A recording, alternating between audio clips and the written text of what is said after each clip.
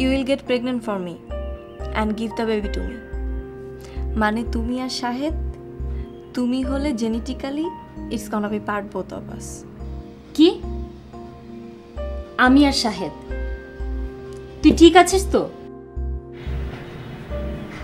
তোর মাথাটা তো ঠিক আছে তো? তুমি যদি রাজি না হও তাহলে আমি এক্ষুনি তোমার আর শাহেদের সামনে পানিতে ডুবে মারা যাব। ও প্রিয়াঙ্কা এসছো? ও শাহেদ, তুমি একটু আপাকে বুঝিয়ে বলো না।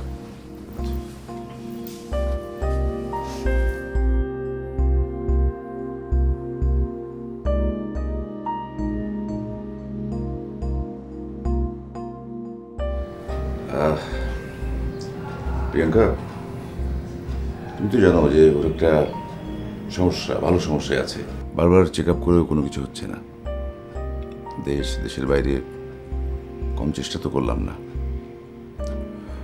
In fact she has a condition in her body, fails to produce eggs.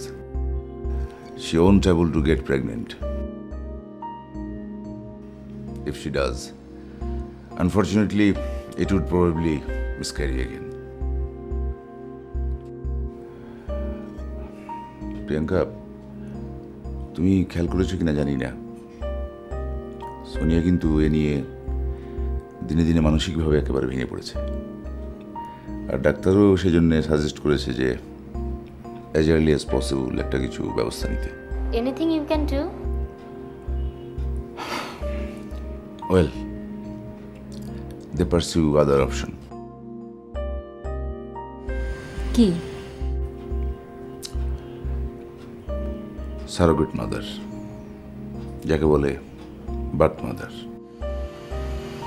মানে একটা মেয়ে যে তোমাদের বাচ্চার মা হবে, যার সাথে তোমার কোনো ফিজিক্যাল রিলেশনের দরকার নেই, শুধু রিপ্লেস করলেই হবে।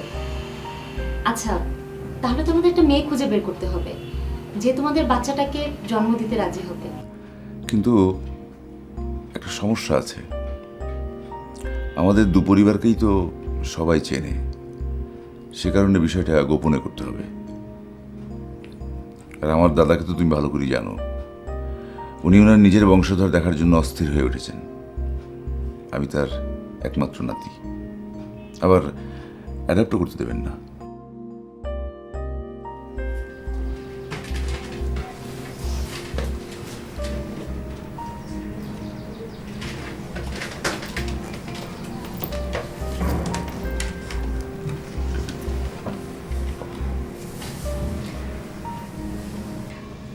আপা, আমি কখনো ভাবিনি আমার সন্তান হবে না, আর আমিও বাকি জীবনটা নিঃসন্তান থাকতে পারবো না।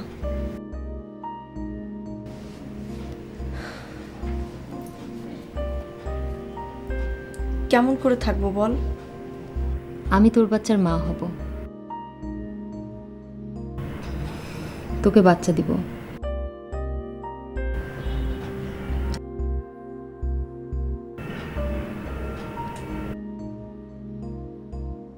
আপা, তুই মন থেকে বলছিস তো? Are you crazy? 9 মাস তুমি কাজ বন্ধ রেখে বাচ্চা নেবে, তারপর আমাদেরকে দেবে? আমি আমার বোনকে সাহায্য করব না? কি বলো শাহেদ? বাবা মা মারা যাবার পর থেকে এ পর্যন্ত আমি যা কিছু করেছি সব কিছুই তো সোনিয়া রাসেলের জন্য। আর 9 months is not so long. আপা, জানিস এই কথাটাই আমি ওকে বারবার বোঝানোর চেষ্টা করেছি। Genetically it's gonna be part both of আস। হ্যাঁ শাহেদ, তুমি এমন একজন ডাক্তার ঠিক করো যে পুরো ব্যাপারটাই গোপন রাখবে, আর আমরা এই 9 মাস এই ফার্ম হাউসেই থাকবো।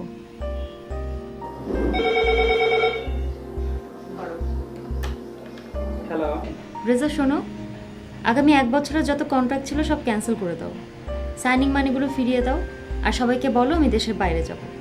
তোমাকে যা বলছি তাই করো, আর তোমাদের 1 বছরের অ্যাডভান্স বেতন পাঠাচ্ছি, কোনো অসুবিধা হবে না। আর তোমরা আমার গাড়ি বাড়ি সব দেখে রাখবে।